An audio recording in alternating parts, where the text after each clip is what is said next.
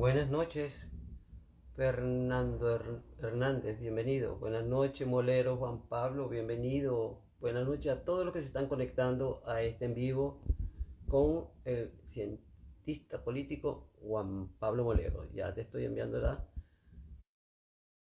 Hola, Ariel Colorín Tantino, Rival, Laneira. Buenas noches a todos.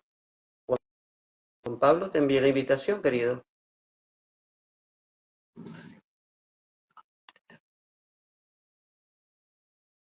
Hola, buenas noches, todos, bienvenidos. Este en vivo de hoy va a abordar el tema de las elecciones venezolanas y la postura de la Santa Sede, además de aprovecharemos para hacer otros análisis junto a Juan Pablo Mulero, quien es nuestro invitado siempre para tratar temas políticos, y infinitas gracias para todos los que se están conectando para este en vivo.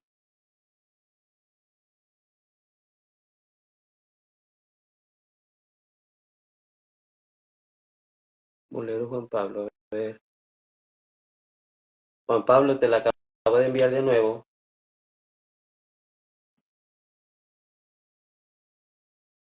No sé qué pasa. Ay, ahora Hola, sí, gracias a Dios. ¿qué tal? Hola, hola. Tenemos que subirnos ambos A ver, para que, hola, hola. para que nos veamos completicos. Listo. O sea que tengo que comprarme un trípode porque ya este se me ha caído tanto que voy a poner un poquito más allá para poder yo verme no me gusta verme con la cabeza cortada, chica. Bueno, Juan Pablo, bienvenido. Gracias por haber aceptado mi invitación para este en vivo, donde vamos a abordar la parte de, creo que quiero que hablemos sobre las elecciones venezolanas, un poco de lo que está pasando y sobre pues la postura de la Santa Sede. En tal sentido, hay algo que me llamó la atención y es que el, bueno, no sé si quieres decir algo. Eh, Solamente que es una participación que por lo menos yo estaba esperando. uh-huh. Eh, es verdad que la iglesia, la conferencia episcopal se había pronunciado y se pronunció pidiendo también, con una visión muy local, pidiendo la revisión de las actas. Es algo Uh-huh. muy contundente, que es algo que está claro y es un mensaje que todos entendemos. Pero el Papa Francisco, para mi gusto, se había tardado muchísimo en pronunciarse y una vez que se pronuncia, lo hace de una manera, eh, no solamente que deja algunas líneas ambiguas, sino que, Uh-huh. en mi opinión, iguala a las partes que están en pugna, porque es verdad que hay partes en pugna, pero Uh-huh. no todas las partes están respondiendo con violencia, ni todas las partes tienen un interés mezquino. El interés mezquino es el de la persona que no está reconociendo la victoria, que no está, la derrota de él, y que en cuyo caso eh, no quiere abrir, cuando se le ha dado la oportunidad, un proceso de transición donde incluso él pudiera ganar ventaja. Entonces, cuando durante la oración del Ángelus se igualó a las partes, a mí me pareció no solamente, a mí me pareció que el Papa quizá o está mal asesorado, que puede ser una hipótesis válida, pero yo siento que él está de mutuo propio, utilizando también ese latinismo, que es un documento de los papas legislativos, ¿verdad? Aprovechando que estamos mencionando, eh, se manifiesta de esta manera por estar parcializado o porque existan unos determinados intereses que lo llevan hacia esa postura donde particularmente yo sentí mucha indiferencia. Él Okay. pudo, siendo él un hombre hispanohablante, pudo pronunciar, porque los ángelus también son políglotas. Entonces, a veces el Papa Benedicto lo hacía, eh, Uh-huh. decía algo de casi todo íntegramente en italiano, pero saludaba en otros idiomas, hablaba en otras lenguas, y el Papa Francisco, por venir de Sudamérica y por ser el primer sudamericano donde está la mitad de la Grey que él tiene, por lo menos nominalmente, porque son 1.000 millones según el anuario pontificio y más de 500 están en Sudamérica, yo pienso que ha debido de pronunciarse con mayor prontitud y en otros términos. Se entiende plenamente la delicadeza del momento y que pronunciarse, estando desde allá, desde Roma, requiere información, pero pensar que la Iglesia a través de su nuncio apostólico no tiene una postura, sobre todo de un hombre que conoce este tema, que es él, porque él viene de estos lados y conoce el panorama que hay, me parece que es ya una indiferencia muy, muy, muy grave. Es una irresponsabilidad también porque Venezuela es un país de tradición cristiana, de diversas denominaciones cristianas. Venezuela es un país es pluriétnico, multirreligioso, pero la fe que tiene que ver con nuestra historia y que vertebra la sociedad es la fe católica. Entonces, eso tiene una responsabilidad y me parece que debió ser ejercida de otra manera. No sé si tienes preguntas o tienes un punto de vista que quieras compartir al respecto. Tengo un punto de vista, pero hay uno en el cual estoy en desacuerdo. Y es el siguiente. No solo fue el Papa Francisco, la conferencia episcopal venezolana se pronunció en el mismo sentido. ¿Tú Te crees? lo voy a leer, te lo voy a leer, te lo voy a leer, Ya. te lo voy a leer, te lo voy a leer, te lo voy a leer.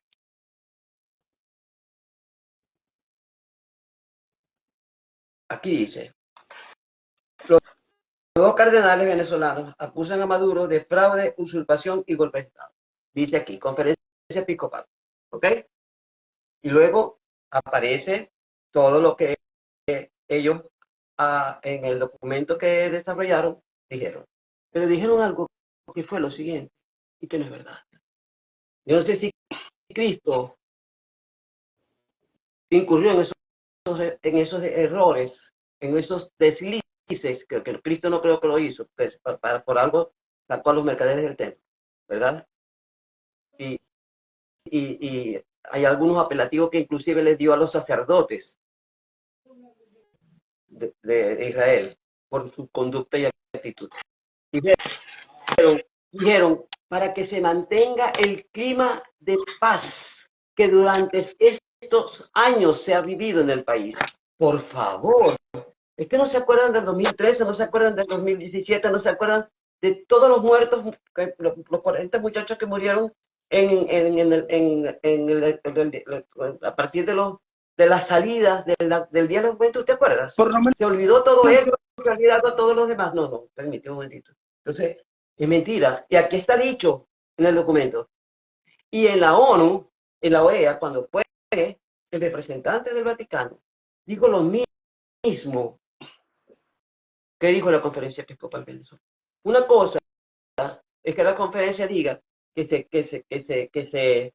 se cuentan las actas, ¿ok? Que se haga una revisión de las actas. Y otra cosa es que diga para mantener el clima de paz y diálogo que se ha desarrollado durante tanto el tiempo. ¿Qué diálogo? Textualmente lo puedo leer, pero no quiero consumir el tiempo en ello. bueno, no, tú tienes el documento en la mano. Yo entiendo que el documento hace referencias a la paz y tampoco me gustaron. Pero es que no ha habido paz, no, porque pareciera que hubiera habido paz siempre y nosotros tenemos un país convulsionado desde hace mucho tiempo, por Dios. De hecho, todo el tiempo. Venezuela no ha canalizado, Venezuela no ha tenido paz desde que llegó Chávez, no la ha tenido. Y que se pronuncie así la iglesia desde la conferencia episcopal es muy grave porque ellos deberían tener la visión más local y más completa. No sabemos, claro. No sabemos si desde Roma los están controlando, porque la iglesia venezolana, como comportamiento histórico, ha sido una iglesia muy fiel con Roma. Acordémonos que la iglesia venezolana es quizá la única en América Latina a la cual se le ha propuesto desde el poder político desobedecer al Papa, que fue durante el gobierno de Antonio Guzmán Blanco, para él constituir una iglesia autónoma y la respuesta de los obispos y la respuesta de la sociedad, inclusive en esa sociedad venezolana donde la iglesia, donde la secularización no había alcanzado los grados que más contemporáneamente ha alcanzado, tenía esa influencia en la sociedad, pues no lo aceptó. La actitud histórica del clero, una cosa es el clero y otra cosa es la gente. La iglesia no es el clero, pero la actitud del clero siempre ha sido muy obediente con Roma. Y yo me imagino que si estos deslices en ese documento están allí plasmados, es por presiones que vienen de Roma, pero me parece aún así una tristeza muy grave porque la iglesia que ha condenado el relativismo no puede ejercer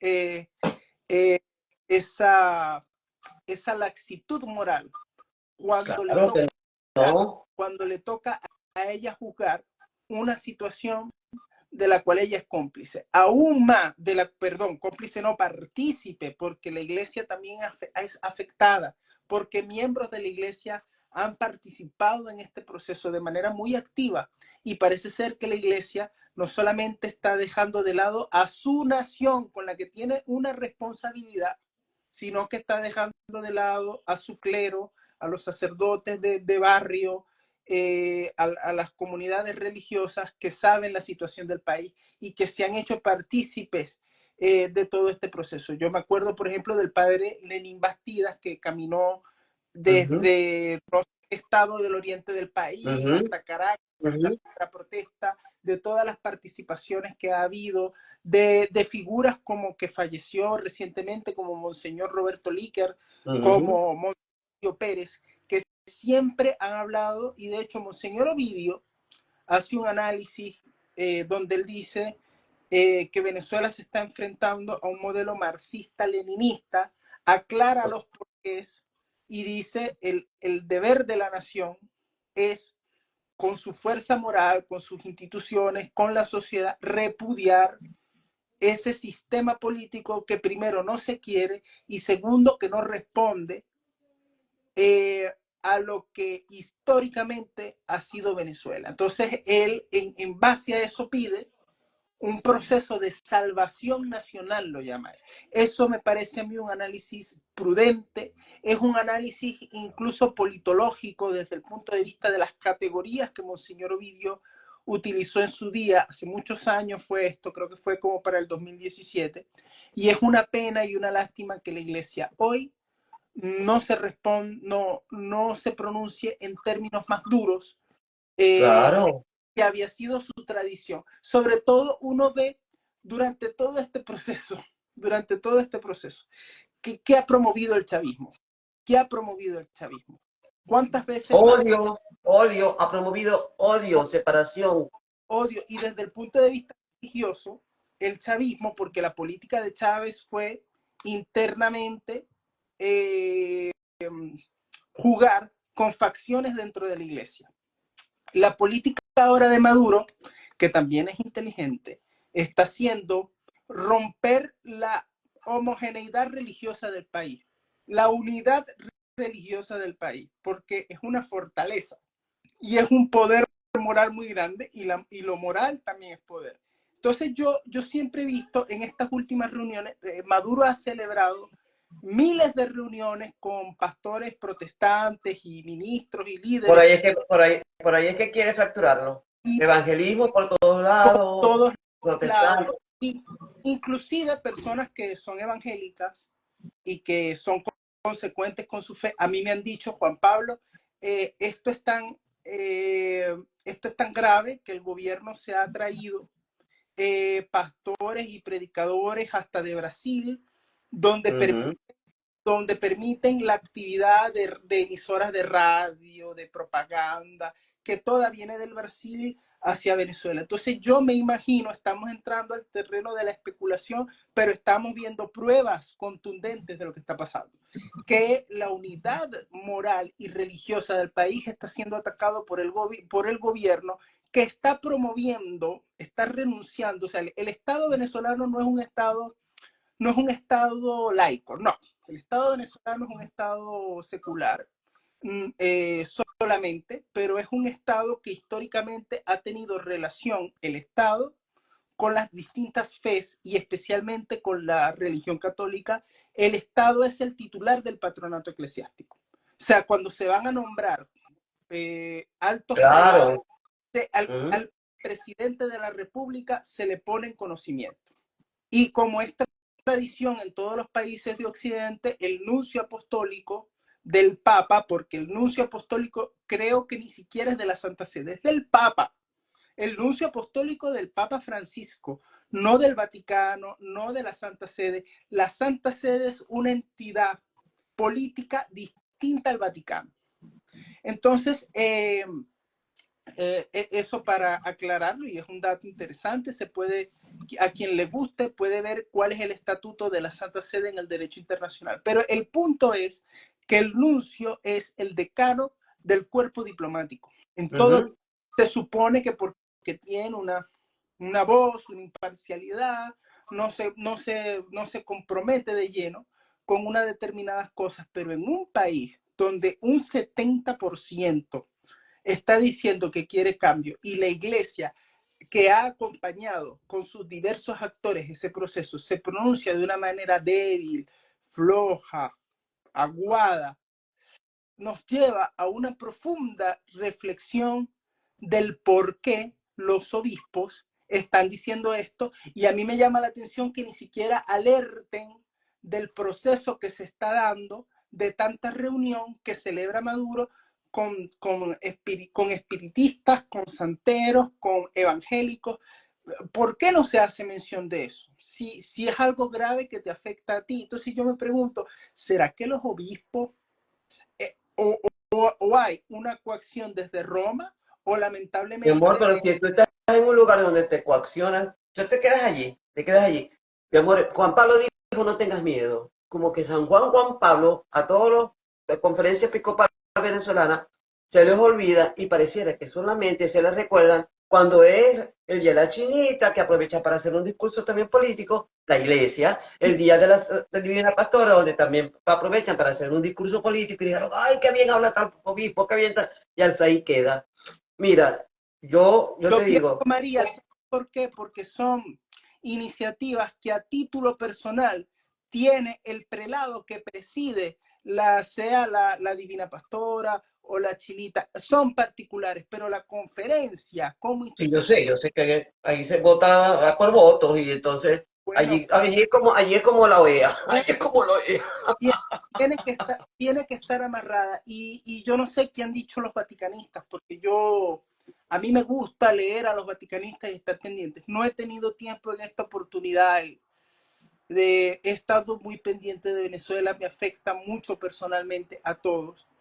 Y he estado muy al tanto de la situación y no sé si algún vaticanista tendrá, ninguno la tiene, yo he revisado y no he visto, pero ¿por qué el Papa Francisco impone esta línea tan peligrosa, una ¿Por qué línea, es de izquierda, mi amor? ¿Por qué es de izquierda? pero Digamos la cosa con su nombre. bueno, Es de izquierda y la costura se les ve. Y el problema no es que sea de izquierda, el problema es que él está representando a una Grey que está en todas partes del además, mundo, me estoy explicando. Entonces aborda el tema venezolano como abordar el tema de África, así, lo mencionan los tres, así súper corto. ¿Qué es eso? Eso es una falta de respeto, chicos. Eso es una falta de respeto del Papa Francisco. Saleril, dije, San Juan Pablo II fue el que dijo, no tengan miedo cuando fue a Venezuela. yo, Fue su lema, ¿ok? No tengan miedo. Venezuela le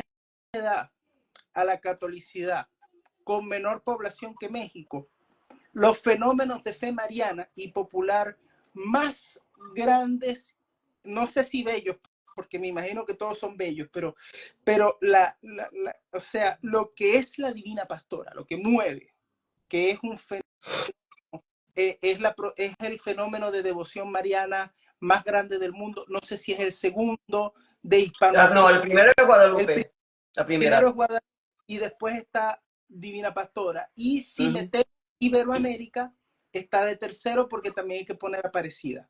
Es correcto. ¿Cómo es? Pero ya aparecida, son muchos. Si tienes ciento y tantos millones de habitantes, entonces imagínate. Y es la patrona del Brasil. Me parece irresponsable, me parece triste que que la iglesia no sienta que tenga una responsabilidad geopolítica con los países que son católicos. Tiene que tener una responsabilidad, tiene que tenerla. El Papa de Roma, claro, el Papa Francisco en su visión quiere ser una especie de primus inter pares en una federación, claro, pero entonces él se ha impuesto la bota de Roma dura para algunos temas y para otros no. Entonces allí se le ven las costuras, como tú dices, y además lo lamentable de la situación es que ni siquiera ataca, o sea, tiene una visión que no va hacia los problemas de nuestro tiempo, que pudieran ser el relativismo, la secularización, que son problemas que se pueden abordar desde una óptica eclesial, sino que él está atrapado en la teología popular o en la teología de la liberación, materializando a través del socialismo el gobierno de Cristo en la tierra a través de lo que propugna esta gente, sin pensar que primero el marxismo, al ser materialista, todos los sacerdotes, todos los teólogos que abrazaron el materialismo y abrazaron las corrientes marxistas, terminaron colgando la sotana porque irremediablemente, como lo explicó Juan Pablo II muy bien, al asumir que el hombre solamente es materia y solamente es economía, y borra su identidad religiosa. Y al no reconocer esa dimensión religiosa y espiritual, termina entregándose al ateísmo. Es así. Y en esta visión ha tenido totalmente la razón. Ahora él viene desnortado, dirigiendo, con perdón, una gerontocracia desfasada, que no ha hecho una gran reforma. Pero entonces alguien le va a besar la mano y él le quita la mano, cosa que es grosera para mi gusto, pero él piensa que esa es la gran reforma, es una reforma estética, litúrgica, pero ¿dónde está la reforma de la curia? ¿Dónde está el tema del Instituto de Obras de la Religión? ¿Dónde están los temas importantes? ¿Dónde está su responsabilidad con temas de Venezuela? Brilla por su ausencia. Entonces a mí me parece que este pontificado ha sido muy malo desde distintos Claro que puntos. sí. Está cumpliendo. Yo te digo, a mí, yo lo he escuchado en varias entrevistas. En alguna postura estoy de acuerdo con él, por ejemplo, en las que plantea con respecto al aborto. Él ha sido claro. Y bueno, en eso me he reconciliado con él, pero cuando veo cosas como las que suceden hoy, o como han sucedido en otras cosas, como por ejemplo, cuando fue, ¿te acuerdas? Cuando fue Evo Morales para allá que le regaló el Cristo con la, ¿cómo se llama? Con la Ox, ¿no? Con el Sí, sí, con la la hojilla. por Dios, ¿qué Ya, ya pasa? ¿Qué baja, pasa? Mira, Juan Pablo cogió a Ernesto Cardenal allá, cuando fue, no, y lo regañó públicamente. ¿Te acuerdas? sí. Y este no les fue capaz de decirle a Evo Morales dos cosas Y por ese regalo. fue en un contexto de una audiencia que se prepara y donde hay un intercambio hay un, Bueno, pero mi amor, hay un, pudo haber sido elegantemente se lo no, no, pudo no. haber dicho. Yo lo que, no, yo lo que quiero es lo siguiente. Eso se sabe. Por ejemplo, que no, te va a visitar el presidente de Venezuela y te va a traer un José Gregorio. Bueno, la Santa Sede va a entregar un ejemplar de encíclica. Eso se sabe. Entonces Claro, claro. Papa Francisco sabía que le iban a entregar una cruz ofensiva y hay dos decisiones. O tú dejas que te la traigan y reaccionas, o tú le dices al protocolo, eso no me lo traen para acá. Porque Es correcto. yo no puedo permitir eso. Eso no me lo traen. Me traes otra cosa, pero eso no. Entonces, en definitiva, estamos viendo un pontificado, para mi gusto, que ha sido muy político, enormemente político. O sea, cuando tú lees la Laudato Si, cuando tú ves cómo el Vaticano organiza eventos, porque el Vaticano también organiza eventos con alcaldes, con gobernadores de las entidades subnacionales del mundo, de las provincias, y quien destaca es la gente de izquierda, quien va es la gente de izquierda, andan enfrascados en temas de ecologismo también, creando tratando Sí, de... y tienen una doble moral, te lo voy a decir. Tienen Y una... eso se lo voy a decir a Ronnie Guedes, porque el padre Ronnie es muy amigo mío, no quiero, y rezo con él todos los días, ¿no? Porque estamos haciendo los rezos por Venezuela. Pero esa doble moral de que vienen no, ya se me fue la idea, pero en todo caso. Ah, sí, sobre la iglesia promueve la Agenda 2030. La promueve. Y la promueve, claro La que la promueve. promueve. Ah, que hace salvedad sobre la ideología de género y que tal. Ese documento hace tiempo que lo hizo. Y sin embargo, una cosa es lo que dice el documento y otra cosa es lo que tú escuchas. Lo que tú Pero, escuchas. pero eso está como en política exterior, siempre hay que ver dos cosas. Hay que ver la palabra, pero hay que ver los hechos también. Y a veces, Claro. y cuando tú ves que comulgan los hechos con las acciones, tú dices, bueno, aquí hay una línea seria, pero las dobles caras se descubren fácilmente. Por ejemplo, Petro pidió que se contaran que se hiciera un conteo, que se hiciera una revisión, pero a la hora de la verdad, ¿en qué sentido votó Colombia en la OEA? Entonces, ahí es donde tú ves que no hay. Entonces, cuando tú ves que Santa Sede mantiene posturas cautas, pero que en sus prácticas hacen totalmente una cosa al punto de patrocinar cosas que hasta hace 10 años serían imposibles que hubiesen contado con el auspicio de Santa Sede, porque no, porque Benedicto y Juan Pablo II tenían otra línea y no lo hubiesen permitido. Ahí tú te das cuenta verdaderamente lo que está pasando. Y desde el punto de vista religioso, Francisco ha sido tan malo, porque no solamente estamos hablando de diplomacia y de temas donde la iglesia tiene una vocación, tiene una participación moral por su responsabilidad y por su peso histórico, sino también, perdón, sino también que la iglesia, no solamente por ese peso y por esa responsabilidad, debe pronunciarse. Perdón, es que tengo las ideas un poco. Bueno, Agua. Toma agüita. pero no solamente por eso, sino en que desde el punto de vista interno de la iglesia, interno, no solamente de la iglesia al mundo, sino intraeclesial, Sí, sí, sí, sí, sí, sí, entiendo. ha sido muy malo, ha causado mucha división. Este tema de las monjas de Veloredo, Uy, sí. este tema de andar en una persecución interna, pero Dios mío, dejen a la gente quieta.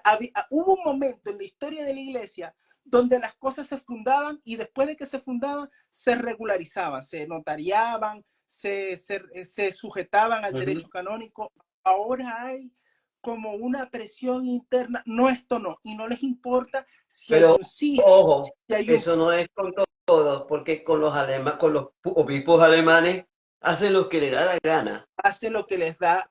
Lo que le da la gana. Y Es que se quedan silenciosos. Y hay, cuando digo lo que le da la gana, por favor, no estoy hablando de pederastia, ¿eh? Por favor, no. Hablo de cómo están ejerciendo la religión en, en, en Alemania. Que hasta un sínodo hicieron ellos eh, mismos.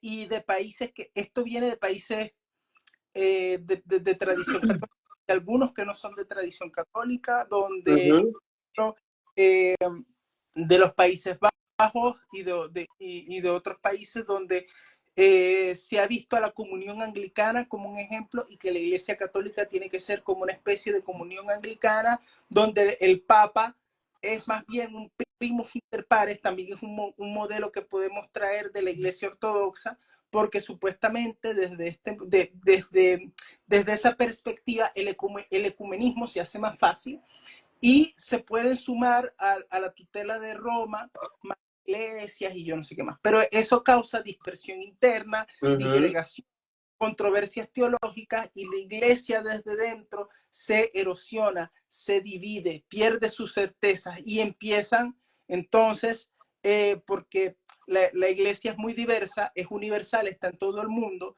y no es lo mismo un salesiano que un dominico, eso lo sabemos. Entonces, eh, se empieza a perseguir dentro de la iglesia a determinados grupos, se le cambia su estatuto jurídico, que yo estoy, cuando, por ejemplo, cuando se le quitó al Opus Dei el grado de prelatura, yo no lo festejé, pero yo dije, eso es para que ellos aprendan a que no pueden, ante el poder, ser tan serviles como fueron, desde mi punto de vista, para que ellos vean cómo paga esa actitud. Esa actitud siempre es incorrecta, porque tú te quedas, yo me disculpo por ser muy coloquial, pero tú te quedas sin el No, chivo. tranquila, Tú dale. te quedas sin el chivo y sin el mecate. Entonces, ¿qué hizo la prelatura del Opus Dei con su discreción, bajando la guardia? Perdieron arquidiócesis grandes que se las quitó Francisco. Perdieron el grado de prelatura personal y ahora pueden ser, se someten a la jurisdicción del obispo ordinario. O sea, han perdido un conjunto de cosas, siendo el Opus Dei, uno le pudiera tener críticas, pero es que en la iglesia hay de todo. Si usted es muy cristiano y quiere fundar un grupo cristiano, usted va y lo funde y lo registra, como quien va a una notaría y dice, mira, yo constituí una ONG. Y eso un notario o un registrador lo certifica y listo. Usted tiene el amparo legal, de la constitución de esa iniciativa. Así pasa lo mismo en la iglesia. Y se ha perseguido tanto a estos grupos en un momento donde la fe tiene tantas crisis, se necesitan tantas respuestas y Roma ha sido tan agresiva, tan agresiva con los grupos que dentro de la iglesia pudieran ser conservadores, cuando durante los gobiernos conservadores se intentó hacer el equilibrio. Sí se intentaban hacer equilibrios, de verdad. O sea, es un tema para Bueno, hacerlo. hay algo, ¿no? Juan Pablo. Me interesa también que ya como hemos eh, desarrollado una postura, ¿verdad?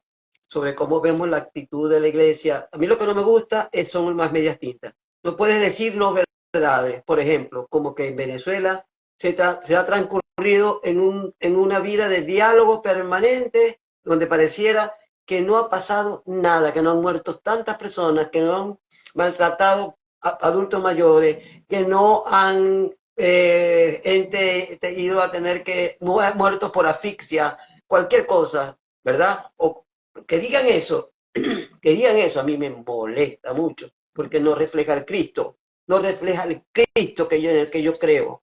¿Me estoy explicando? Al Y Cristo en el que yo no de creo.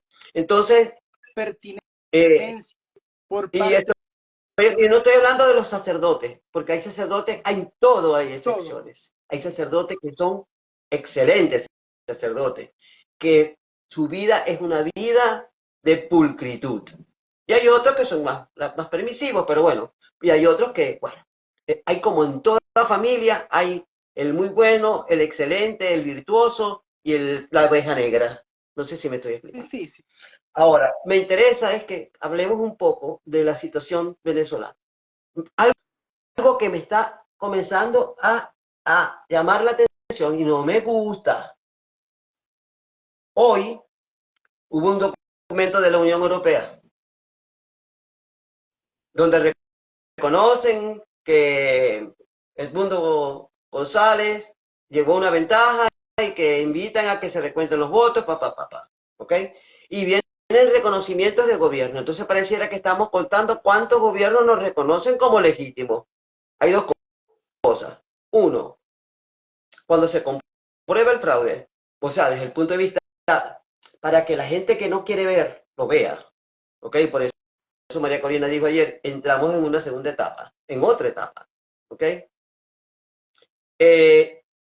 Y lo otro es que cuidado y no quieren meter otro... mira, yo espero que María Corina no haga eso, que nos salgan con otro interinato, porque si a mí me salen con otro interinato en Venezuela, te lo digo, me olvido, no de No, Venezuela, lo, me olvido lo que de pasa, creer en política. lo que pasa, Espero que no. Yo creo, conociéndola a ella, creo que no. Creo que no. yo, Yo creo que los ¿ok? tiros no van por ahí. Los tiros no van Bueno, por ahí, pero hoy esta tarde, discúlpame para terminar, esta tarde escuchaba lo siguiente. Biden habló con Lula da Silva, ¿ok? Y Lula le dijo, y es algo que es razonable, a Maduro le quedan todavía hasta el 2 de enero del próximo año, si no me equivoco, para hasta entregar el mundial. el 10, creo. Hasta el 10 entra Biden, creo. El 10 se posiciona Biden. Biden podría venir a la Ah, toma de posesión de Maduro. no, pero ya va. El 10 de enero Ajá. tengo entendido que vence el periodo constitucional que está vigente y entra el otro. Entonces, Bueno, no hay problema. El 10, el 2, en enero, ¿ok? O sea que queda todo este lapso para, supuestamente, convencer a Maduro de que cuando termine su gobierno, él entregue su gobierno, se protege a su familia, ¿ok? Y ellos se van de Venezuela, hablando a su familia, a sus allegados, lo que son los hermanos Rodríguez y Diosdado Cabello y su compa, por ejemplo, que son los más cercanos, ¿ok? Y entonces, la propuesta que le hace Lula es que comience a negociar con Maduro, por supuesto, él estaría en esa negociación, metido allí, ¿ok? Y eh, sería para Biden, si él logra que esa transición surja y Maduro se vaya, y ellos le eliminan todo lo que tienen, o sea, le quitan todos los cartelitos que le tienen puestos, ese sería un triunfo político para Biden. O sea, lo mejor que hubiese hecho, que ha hecho Biden en su gobierno, si fuese así. Entonces parece ser que Biden lo está pensando y realmente a mí me da la impresión de que, porque según la información que yo escuché, Lula está convencido que Maduro perdió. Lo que pasa es que para protegerse entre ellos mismos, tú sabes, ¿ok? sí, claro, mira, yo lo veo así. O sea, Venezuela está en la órbita de, me duele como venezolano decirlo porque saca de nuestro poder el destino de nuestro propio país y hay que ver lo que política, o sea, como nosotros como sujetos políticos estamos totalmente alienados de nuestra propiedad inmaterial que es Venezuela. Es triste decirlo, pero por otra parte, por deber y por honestidad, yo tengo que decir lo que yo pienso que es la verdad. Entonces, en ese sentido, Venezuela está en la órbita de dos competencias geopolíticas. Por otra, tenemos lado a los Estados Unidos y tenemos por otro a un satélite de China, que sería Rusia. Y con ella y con este grupito están toda la izquierda latinoamericana. Hay una apertura de estos sectores de la izquierda latinoamericana a abrir paso a una transición en previsión de que el país no es gobernable. O sea, la política también tiene un soporte, un sustento moral. Y tú no puedes tener un país que cada semana está protestando y está diciendo que te odia. Ahí la incoherencia de Eh, Francisco, que ellos lo saben y... eso no se sostiene, porque tú puedes, efectivamente, ellos han instalado estas cárceles tremendas que a nivel internacional, bueno, ya sabemos que esto no tiene ningún prestigio, que esto es algo muy repudiado, pero de todas maneras, Venezuela ha quedado como un peón dentro de un tablero donde las grandes potencias están compitiendo y donde los escenarios donde Venezuela, como pasa a ser la moneda de cambio, para nosotros es primario, para ellos es secundario, para ellos es la mercancía.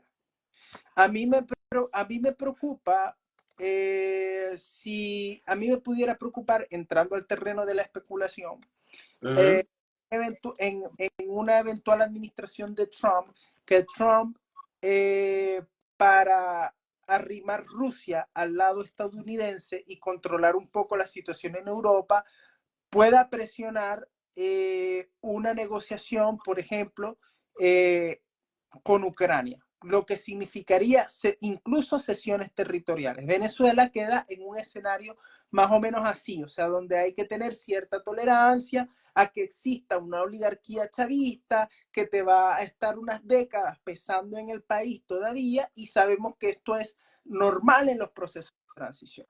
Ahora, de que estos O sea, una década, intercambios... que se quede una década más, o sea, que más de No, los no, no, 26 que llevan no, una década. sino que una salida de este gobierno te genere de todas maneras una oligarquía chavista que no va a tener el poder gubernamental, pero que puede tener poder real, porque de mano de quién están las empresas, de mano de quién está el dinero en Venezuela. Entonces, esta gente puede transformar en privados sus negocios, porque los negocios son privados, ellos lo hacen con dinero público, pero son negocios privados. Entonces, hay una oligarquía en Venezuela que directamente tendría mucho vínculo con el chavismo, y que no sabemos si esa oligarquía pueda hacer que el país sea gobernable a largo plazo.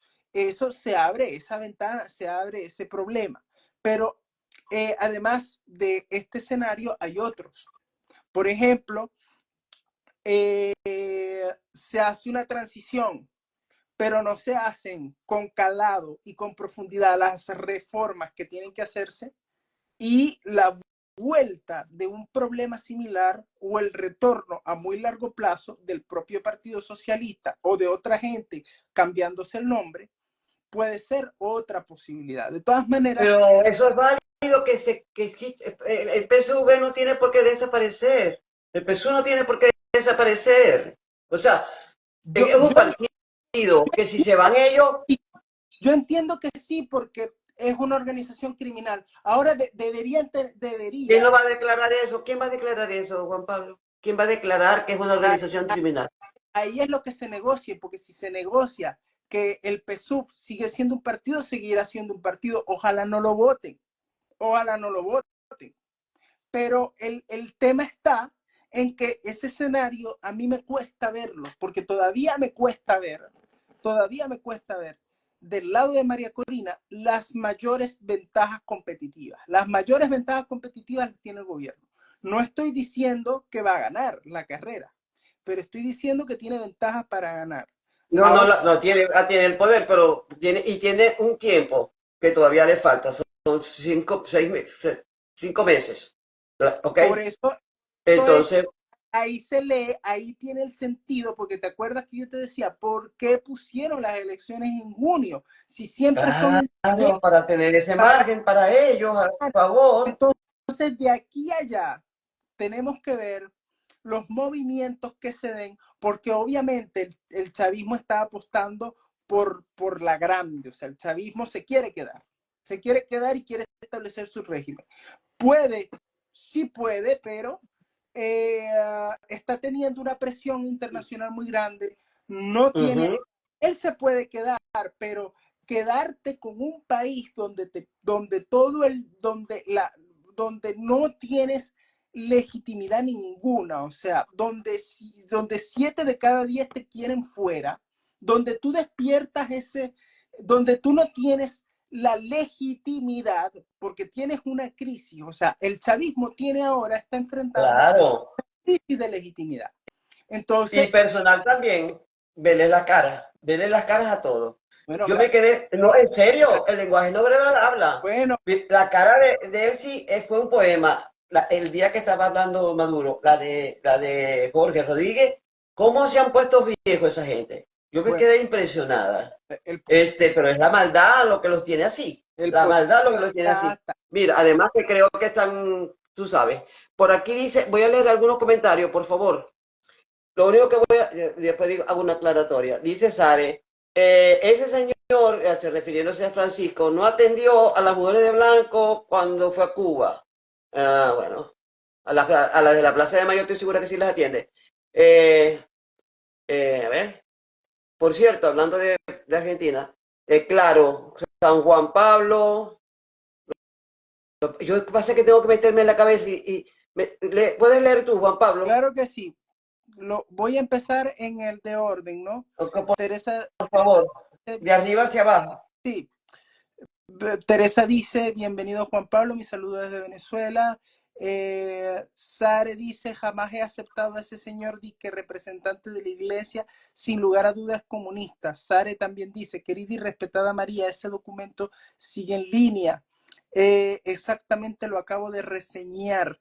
Ellos sí asistieron la responsabilidad que demanda la crisis moral espiritual de Venezuela. Respetado Juan Pablo, esa conducta es bufónica porque esos son ateos criminales. También nos dice Sare que Juan Pablo II, que ella se refiere a Juan Pablo II, que protegió a miles de judíos durante el Holocausto. No, y a los judíos no solo a los polacos. Sí, y fue puesto con solidaridad uno de los que volvió a la libertad a Polonia con la Falaise. Entonces, es que las posturas morales son distintas, chicos. sí, Tener un Benedicto XVI que ese era el teólogo de la iglesia, ese sí era el teólogo de la iglesia. Y para pasar a Francisco, que muchos ponen en duda que inclusive hasta las cartas, las encíclicas que hace, y las posturas que a veces plantea la iglesia, las haga él, y lo que las dice en la mala lengua, que lo que hace es firmarla. bueno, Pero bueno, las encíclicas son documentos muy serios. Se claro, consulta mucho. Benedicto tenía la humildad de consultarlos mucho. claro. De consultarlos mucho. Hasta que Benedicto, como no se reía la gente, porque la gente hay que estar, la gente tiene que estar viendo que la gente se ría para querer a alguien. No, chico, Benedicto fue uno de los mejores papas, por eso lo tuvo Juan Pablo allí. Y promovió su sucesión. Lo que pasa, María, es que un Juan Pablo II, por eso es que Benedicto le decía Juan Pablo II Magno o Juan Pablo II. Juan Pablo II tenía el intelecto, pero también tenía el carisma. Entonces tenía una autoridad muy grande. Exacto. Un hombre que, bueno, o sea, la película de Juan Pablo II es maravillosa, la primera, la segunda no me gustó tanto, pero esa película es un gran documento de cómo Juan Pablo II se movía, de cómo logró el arzobispado de Cracovia, de cómo convirtió de cómo era un hombre patriota, ¿no? Porque le importaba el polaco, la literatura polaca, el teatro polaco, sin negar la vocación universal que tenía a su cargo. Por eso viajaba tanto y fue el primero, fue el que más viajó. Y luego está Benedicto, que tiene un perfil más reservado, que no tiene ese arrojo que tenía Juan Pablo, que tiene una autoridad intelectual, nada más, ya no tiene la carismática. Y en ese camino tenemos a este, que tiene una autoridad, que no tiene autoritas, para mí no la tiene, y que ha metido con perdón de la expresión, o sea, ha metido la pata. Pero si ha tenido mucho traspiés. Porque es muy tosco, él es muy tosco.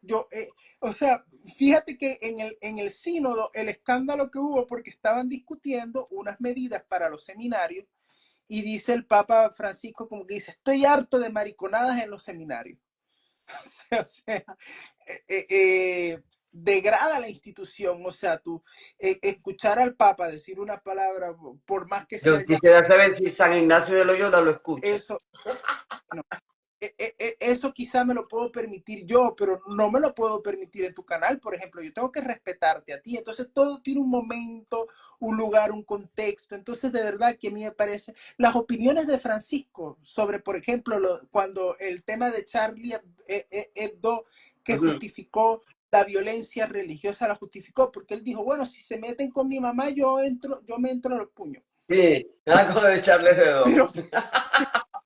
Bueno, fíjate la postura que ha tenido la postura del Vaticano con respecto al espectáculo de las Olimpiadas. ¿Cuál fue la postura? No hubo postura. Debió haberla y no la hubo. Es lamentable que no la haya habido.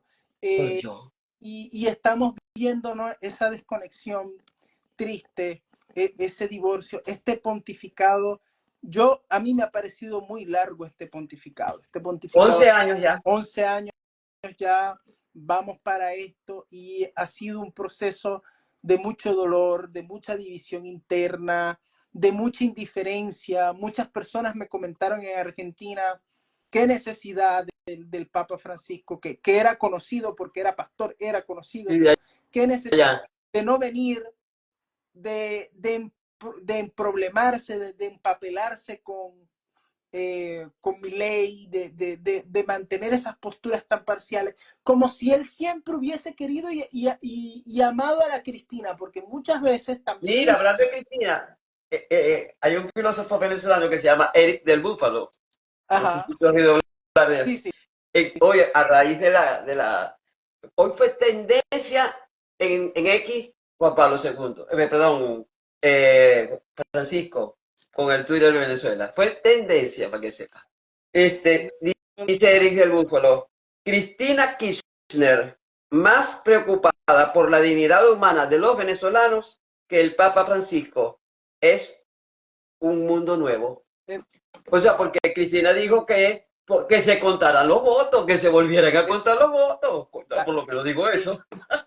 Como te digo, o sea, es doloroso que se comporten así, que no estén a la altura de lo que la sociedad venezolana demanda, siendo el gobierno enemigo de la propia iglesia, enemigo acérrimo, y siempre fue así, porque a Chávez cuando nombraron a Urosa Sabino, que en paz descanse, fue el primero que salió a hincarse y a besar mano en el aeropuerto, y después lo llamó Que por troglodita. cierto, se tardó el pronunciamiento del Vaticano porque parecía que ellos estaban proponiendo otros y el gobierno no lo aceptó. Y entonces, al final quedó Urosa. Cuando ya murió, Urosa presidió una misa por él, porque de todas maneras Chávez murió católico, y yo entiendo eso, pero una cosa distinta es, caramba, estas posiciones que ni fu ni fa. Pero volviendo al tema, el chavismo, que ha sido tan enemigo de la iglesia, que los ha insultado a ellos a título personal. ¿Tú te acuerdas el escándalo del padre Piñango, que se dieron? Claro, porque no me voy a acordar. Que el fiscal general de la República, Isaías Rodríguez, yo me acuerdo de eso, yo estaba pequeño, pero siempre he estado pendiente de la política, y el fiscal general salió a las 12 del mediodía a dar detalles escatológicos, feos, bochornosos, del episodio producido para desprestigiar en Para horario, desprestigiar al sacerdote, para desprestigiar la iglesia como para todo. desprestigiar a la iglesia, y lo hizo en horario punta, habiéndose aprobado hace poco la ley Resorte, que supuestamente iba a promover una televisión más sana y yo no sé qué, y el propio fiscal hablando soezmente de episodios muy censurables en la televisión. O sea, por ponerte un ejemplo, pero no se pueden pronunciar. Ahora tienen el descaro de venir e igualar lo bueno con lo malo. O sea, a mí no me pueden decir, y me siento bastante insultado, porque bastantes ganas que no quisiera yo estar en Venezuela, dando testimonio y marchando también, y no lo puedo hacer. Pero es absolutamente ofensivo que se diga que las dos partes valen lo mismo. No se puede decir que las dos partes valen. No. Y que se ha vivido, en paz, y que se ha vivido en paz, y La, en diálogo la, permanente, por Dios, ¿a quién quieren engañar? los, Dios, rumores, los rumores, porque yo no he encontrado un vaticanista que lo confirme. Los rumores dicen que a través de Banco Vaticano, ajá, también. del IOR, del Instituto de Obras de la Religión, ingresa un dinero cuantioso que viene del Ecuador, que viene de Venezuela, que viene de todos estos países. Se hacen operaciones financieras turbias y se lava bastante dinero, pero si están haciendo eso, es porque, como decía Pablo VI, bueno, porque por unas grietas entró el humo de Satán, y está infiltrado el demonio mismo ahí, porque una institución que está... De hecho, mira, el último año de Pablo VI fue de depresión permanente. No salió del Vaticano para nada. Sí. De lo Y que descubrió. de lo que... Para que sepáis. Entonces eso nos hace... Y no estamos hablando de los temas clásicos de la nobleza negra que inventa el Vaticano, porque el Vaticano de toda la vida ha vendido títulos nobiliarios, ha lavado determinadas fortunas de la mafia también. La mafia es algo que permea en toda la sociedad italiana y la iglesia no escapa de ahí. Pero de lo que estamos hablando acá es que la iglesia es como que se están metiendo ellos un tiro en el pie porque están financiando a sus enemigos. Están reconociendo a sus enemigos y el día de mañana, esos enemigos que atacan a la iglesia, a la que yo creo que es la iglesia la verdadera. Yo también. En función, como te digo también, de atacarla desde su fuerza. ¿Cuál es la fuerza de la iglesia? La impronta moral y la demográfica. Correcto, por favor. Y la demográfica. Porque ¿qué venezolano no está bautizado, no tiene un padrino, no pide la bendición, no hace la primera comunión? ¿Cómo rompes tú eso? Con los santeros, con el coaching, con las religiones modernas que incluso repudian la palabra religión, pero por ignorancia, porque religión viene de religare, que significa... Entonces, atacar la unidad, o sea, Venezuela tiene los dos elementos de unidad, son la lengua, que es muy difícil que lo ataquen, con el tema de las lenguas indígenas. Hay que ver el disparate que han creado en La Guajira. Porque a mí me duele que me diga, es que yo no soy ni venezolano ni colombiano, yo soy guajiro. Mire, pero tengo pero beneficio de la doble nacionalidad. Mira qué tristeza eso que han hecho, ¿no? Lo que pasa es que estos grupos son marginales en el país, no lo han podido hacer, pero igualito, metieron la mano ahí y mira la división que han creado para destruir que la unidad lingüística. La unidad lingüística es fundamento de la venezolanidad también. Y la unidad religiosa, la unidad ética, que es hispano-católica. Si te quitan la unidad ética, o sea, si los venezolanos no rezamos igual y no rezamos bajo el mismo canon del Padre Nuestro, los que decidan creer, porque nadie está obligado a creer, pero los que decidan creer y se hace ruptura de esa unidad, entonces la iglesia a largo plazo como actor político pierde fuerza y los venezolanos pierden un pilar de su constitución sociológica. Entonces, Pablo, ¿quién termina ese aspecto, por favor. Termina, lo que te quiero decir algo. ¿Quién termina perjudicado aquí? ¿Quién termina erosionado aquí?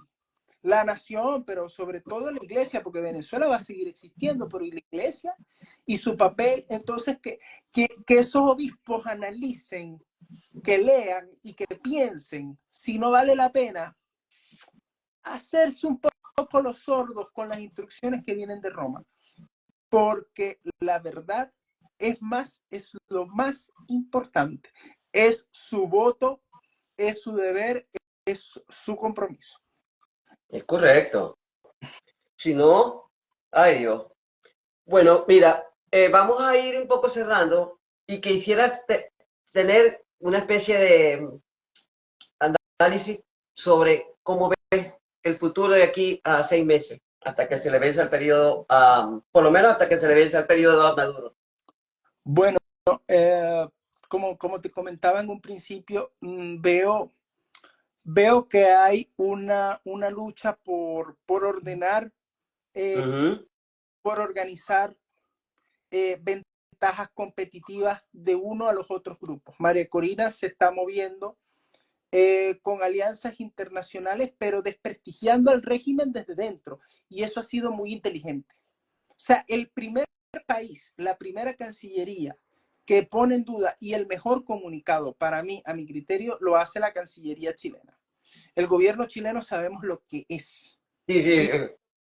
Pero fíjate, bueno, ahí por lo menos ha sido el gobierno como tal, ha sido coherente, ¿no? Pero fíjate qué victoria, pero es una victoria de ella, de María Corina, y de su equipo el poder debilitar tanto al gobierno que los propios aliados se avergüencen de esa alianza. Ellos no van a dejar de ser aliados, pero les da pena.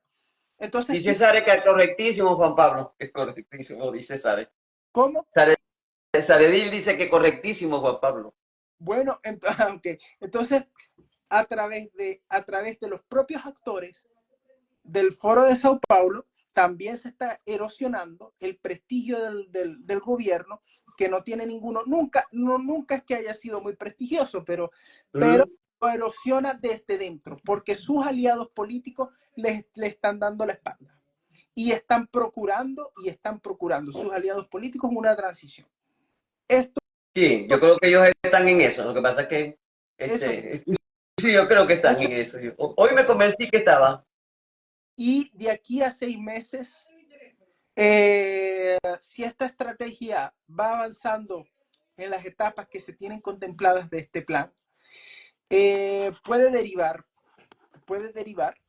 en que comience una transición y en que el verdadero presidente asuma en algún momento, que yo no sé si va a ser en enero, pero el gobierno de todas maneras ya tiene el aparataje, porque es que el problema es que el chavismo está en el socialismo como praxis política está en un grado de implementación muy grande en Venezuela, del 100%. Entonces, claro, es muy difícil. Ya tienen todo listo para consumar el proyecto leninista, que te meten preso, libertad. Pues tendrá que hacer varias cárceles, ¿oíste?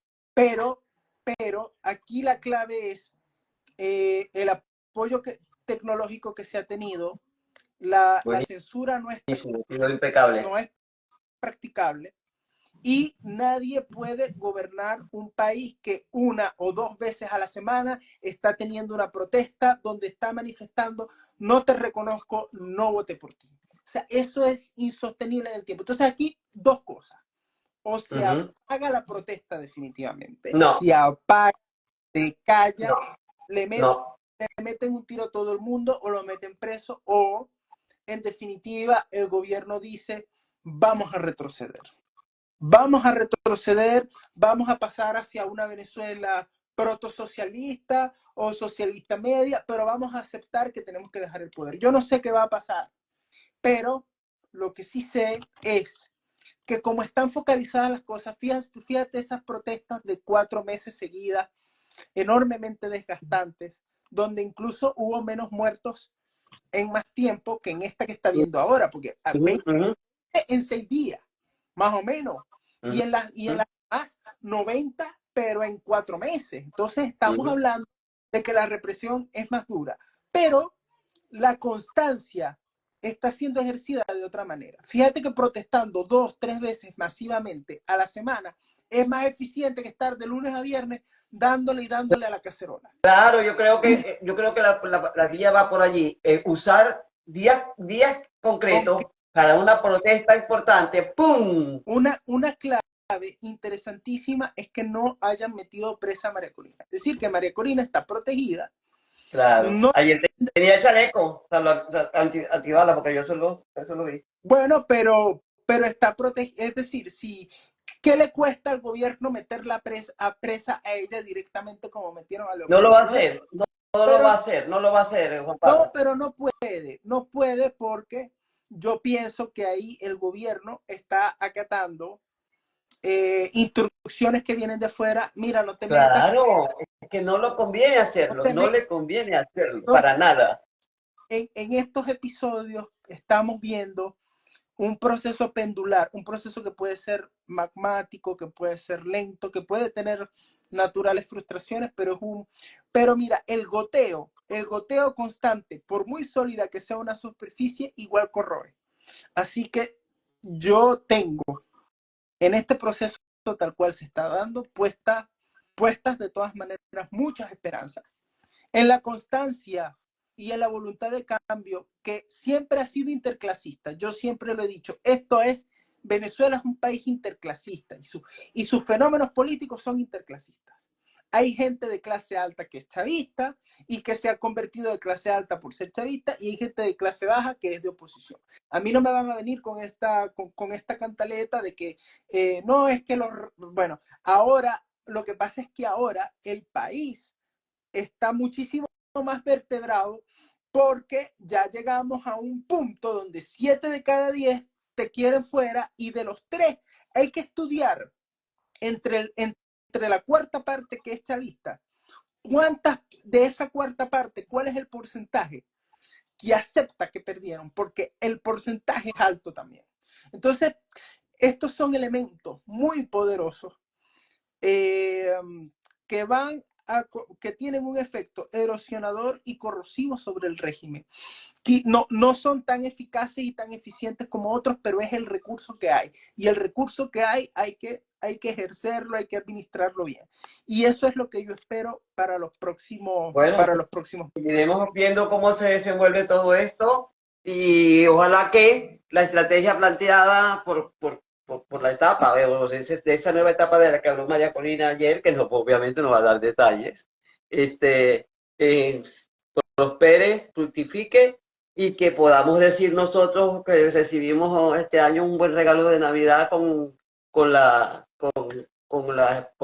fe de que en enero hay intercambio de banda presidencial en Venezuela. Bueno, sí, Así que sería maravilloso sería maravilloso. Sería tan, eso, como uno dice, aunque usted no lo crea, hay que verlo para creerlo. pero fíjate cómo la sociedad venezolana menguada como está. Menguada como está. Así ha tenido la capacidad de liderar este proceso político demandante, desgastante, o sea, es un proceso fuerte, y se ha hecho, lo han hecho. Entonces, no perdamos las esperanzas que No, no, yo no la pierdo. cuando uno piensa que todo está dado y todo está determinado, nunca lo está. Lo más bonito que tiene la fe cristiana es el libre albedrío. Ni siquiera Dios te obliga a ti a hacer una cosa, Dios te da libertad. La predestinación protestante, la predestinación y los determinismos, que eso es nordicismo europeo, viene de pensar de que Dios, mira esta idea muy interesante, de que la omnipresencia de Dios, o sea, que Dios está en el presente, en el pasado, en el futuro, no es que la predestinación, es decir, que Dios crea al individuo, y cuando Dios crea al individuo de antemano lo predestina, es decir, que Dios mismo ya dice, este va a ser malo, este va a ser bueno. Pero fíjate una cosa, eso puede, los existencialistas no creen en Dios, no creen en Dios. No, perdón, no todo. Hay existencialismo cristiano y existencialismo ateo. Entonces, el existencialismo ateo te dice, no existe ni Dios ni otra vida. Por lo tanto, la responsabilidad suya es que como usted es libre, asuma que usted tiene que dejar aquí un proyecto, hacer de su vida un proyecto, hacer un legado. No sé si me estoy explicando. Claro, pero aquí, fíjate que porque estamos hablando de Santa Sede, de religión, nosotros tenemos en nuestro patrimonio cultural, intelectual, la fe que sanciona en su doctrina la libertad del hombre. Claro. Nosotros no somos calvinistas, que el hombre está predeterminado. No. Aquí cada hombre, cada individuo se hace su vida, toma sus decisiones en total libertad, porque Dios no rige al mundo como un dictador. No, Dios no tiene esa característica. Al contrario, incluso si nosotros nos vamos a la tradición tomista y a la tradición clásica, los pueblos tienen el derecho de deponer a un tirano. Y deponer a un tirano es una labor cristiana importantísima. Todo cristiano está en el llamado y en la vocación de deponer una tiranía. Por eso es que Platón dice que lo peor que puede tener que la tiranía generalmente son provocadas porque se ha llevado al poder a gente ignorante. A gente ignorante. Sí, así lo dice Platón en la República. Por eso es que él dice que no, el voto no puede ser ejercido por todo el mundo. Y yo lo que sí creo es que hay una gran apatía de la gente hacia la política. Y mientras las personas no se ocupen de leer lo que políticamente está sucediendo en su país y ver las diferentes opiniones, inclusive para poder contrastarlas, no habrá conciencia política. Entonces llega un Hugo Chávez que hace un canto de sirena y ¡pum! Él por ahora disfrazan a sus hijos de Chávez, ¿te acuerdas, Juan Pablo? Lo disfrazan de Chávez, Bueno, todo eso, que era ese fenómeno, y entonces resulta y acontece que la gente no solo me entró mal al mar, o sea, entró en zambullirse, sino que arrastró a los que no habíamos votado por Chávez a ese vendaval. Entonces, ¿qué pasa?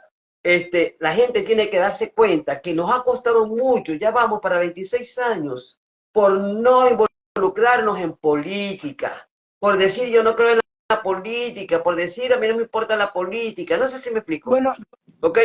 aquí lo que también pasó en Venezuela es que no puede pasar más nunca. Un mal gobierno es una consecuencia de la democracia. Pero lo que no Bueno, puede, pero de la democracia fueron 41 años de democracia, pero en 41 años vos te pero graduaste, yo me gradué, el otro se graduó, el sí, otro se graduó, sí, ¿cuántos fueron a la María, universidad? Todas esas cosas. pero Nada es elegir, perfecto, Juan nada es Pablo. perfecto, pero elegir a un tirano siempre Ah, va, los que lo no, eligieron, los que lo eligieron, yo no lo elegí. pero el peligro va a estar ahí. Ahora, ¿cómo se evita el peligro? Con las instituciones. Imagínate, Educación, educación, educación. y con las instituciones, María, porque Chávez Perdón, no, ok, instituciones de gente virtuosa, pues, instituciones pero de gente virtuosa, mira, porque de instituciones no sirve si no hay gente virtuosa. mira, si no se hubiese hecho el borrón y cuenta nueva de la constituyente del 99, ahí canto, porque el periodo a Chávez se lo hubiese terminado en el 2004 y hubiese tenido que hacer otro proceso de otras características donde el poder estaba repartido de otra manera, donde había otros actores. Pero la aplanadora de la constituyente fue el mal, y aquí es un llamado, o sea, no solamente, no al venezolano de a pie, pero sí a nuestras élites políticas, a los A todos, y a nuestra gente, a los que son profesionales, a los que son técnicos, a los que son no, analfabetas, a los que son nunca, comerciantes, a todo el mundo, chicos. Porque esa asamblea, esa planadora de esa asamblea, como tú dices, ¿quién la provocó? Los que votaron por el gobierno, que le dieron todo el poder ese pero poder omnipresente, también un omnisciente. sistema político que no supo defenderse a sí mismo. Un sistema político que no dijo, epa, aquí se respeta la ley. Usted la va a cambiar. Para cambiar la constitución teníamos que haber reformado primero la constitución que teníamos y nos hubiésemos tardado 2 años en ese plan. Y si nos tardamos 2 años en ese plan, otra historia hubiese sido, porque con el tiempo, María, con el tiempo, la pasión de la gente, el fanatismo, eso se diluye con tiempo. No podemos volver a elegir un gobierno y darle un cheque en blanco con una Bueno, constitución. ahora, Aristóteles decía y Platón que para poder hacer eso que tú estás diciendo necesitas educación y desarrollo de la capacidad de discernir, consensual, Bueno, todas estas cosas. Si no está la gente educada y ganada para que esté alerta sobre la política, sobre el quehacer político de su país, no va a pasar, sino lo que ya vivimos. Esperemos que aquellos que no se quieran ocupar de política no se ocupen, pero que por lo menos cuando vayan a elegir a alguien más adelante, este, piensen, piensen, ¿ok? Comparen, porque si no, volvemos a repetir la historia. Volvemos a repetir la historia. Dice una persona aquí que por qué en enero tomaría el Mundo González. Tomaría el Mundo González porque el gobierno debía haber hecho las elecciones en diciembre, ¿verdad? Las adelantó para el mes de julio, precisamente pensando que les iba a ir mal, porque seguro que lo sabían, y tener tiempo para maniobrar durante estos meses en cuanto a cualquier tipo de negociación o manejo de la transición. Eso es todo. Se rumora, María, pero esto se rumora ¿Mm? que, ¿Mm? que hay sectores de la oposición que ya están proponiendo una impugnación masiva y mandar otra vez a la gente a votar. Se rumora también que María Ay, Corina, no, eso sería demasiado. Eso sería un aspecto de rendición, una forma de rendición, porque si yo estoy convencida con actas mías, que yo las tengo, que están publicadas para que todo el mundo las vea, y hago eso, es hacer el juego a los demás, chicos. No, la, no, no, la, no, yo creo que no tiene que ser en ese sentido bien vertical. la Yo información, De María Corina yo no espero eso. De María Corina yo no espero eso. la, la, la información que se había recibido era esa y que esta propuesta fue radicalmente rechazada por María Corina, pero Claro. que las actas ya están. Pero de todas maneras hay un proceso de negociación, hay muchas propuestas y tenemos que ver qué es lo Mira, que... por cierto, hay un problema que ya lo he escuchado de varios. No quieren que esté en los que negocien, no quieren que esté María Corina, sino directamente Edmundo con el mundo, ¿ok? Con el mundo Urrutia, González Urrutia. Por cierto, después, más mañana, hablamos al respecto porque no lo quiero decir por aquí. Yo Bueno, creo que te lo había adelantado antes, yo pero de, no lo veremos, ¿ok? bueno, Porque eh, no, este, el tema que nos convoca era más de sobre sí, la... de la iglesia, pero en todo caso, todavía quizás es prematuro hacer un cierto pronóstico, ¿verdad? Más bien ver estrategias, diversas estrategias que se puedan llevar a cabo. Vamos a preparar un en vivo sobre las estrategias posibles, quizás pasado 2 semanas, 3 semanas, que ya más o menos uno va viendo cómo se va comportando el panorama. ¿Te parece? Me parece. Y te agradezco mucho porque me das la oportunidad de conversar contigo. A mí me agrada, me gusta mucho y también Gracias, don Pablo. por el concepto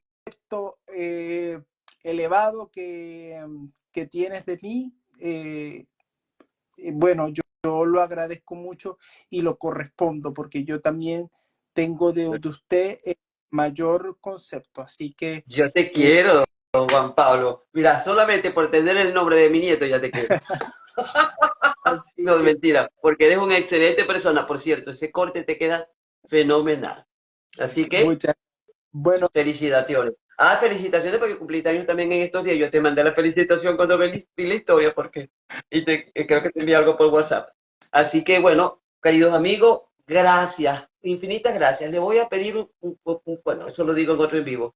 Este, gracias, Juan Pablo, gracias. Yo no podía dejar de que pasara el día de hoy sin hacer este en vivo, porque independientemente, disculpas a los que estaban esperando, pero hubo un compromiso, no, un imprevisto de última hora que no podía dejar de desatenderse y entonces los vimos obligados a posponerlo una hora. Así que, Juan Pablo, gracias, muy no, infinita, no, muy agradecida, que Dios te bendiga y gracias a ustedes, Dios les bendiga a todos.